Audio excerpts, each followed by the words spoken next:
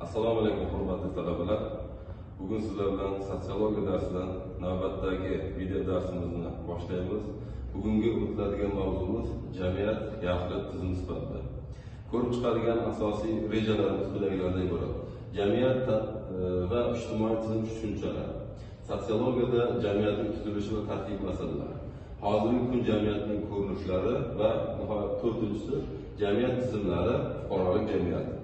Biz bilamizki, sotsiologiya fani G'arbiy Yevropada paydo bo'lgan jamiyatni o'rganuvchi eng ommabop fanlardan biri bo'lib hisoblanib, u jamiyatni keskin va muttasil tahlil qilib borish, jamiyatdagi muammolarni hal qilish hamda bugungi kunning global muammolariga jamiyatni turib beruvchi strukturalarni yaratish bo'yicha muhim omil bo'lib xizmat qiladi.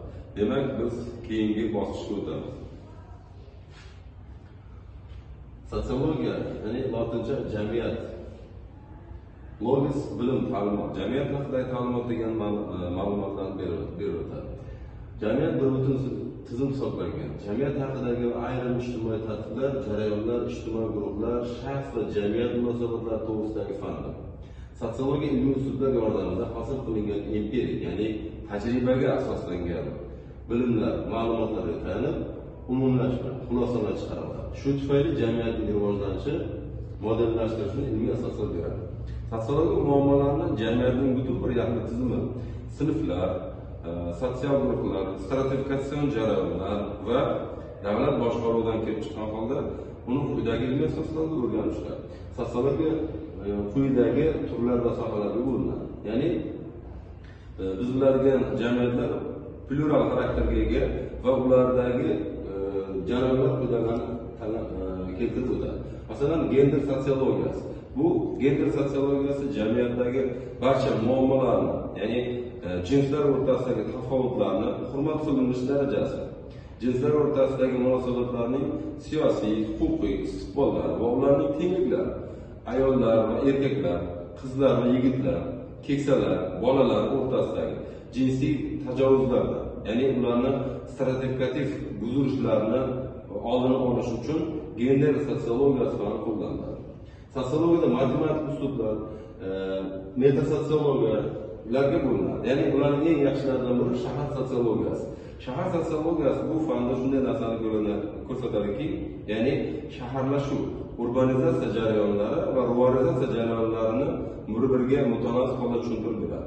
Ya'ni bilamizki, dunyo rivojlanib borayotgan ekan, jamiyatlar turli xil bosqichlarga bo'linadi. Masalan, rivojlanayotgan agrar jamiyatlar, post-industrial, industrial jamiyatlarga bo'linadi. Bu tizimlarni o'rganish uchun esa shaharsozlik sotsiologiyasi muhim omil bo'lib xizmat qiladi. Keyingi slaydimizda sotsiologiyada maqsad tarmoqli yo'nalishlarni aytdik. Sotsiologiyaning asosi 3 ta tarmoqqa bo'linadi. Umuman sotsiologiyani o'rganish tarmoqlari ko'p, ular juda plural. Keng tarqalgan eng ommabop 3 tasi esa bular quyida. Ya'ni deviant xulq-atvor sotsiologiyasi. Bu sotsiologiya jamiyatdagi insonlarni, ya'ni ularning xulq-atvorlari, jamiyatga bo'ladigan munosabatlar nazariyalar ilgari suriladi. Ikkinchisi shahar sotsiologiyasi, biz bunga hozirgina to'xtalib o'tdik.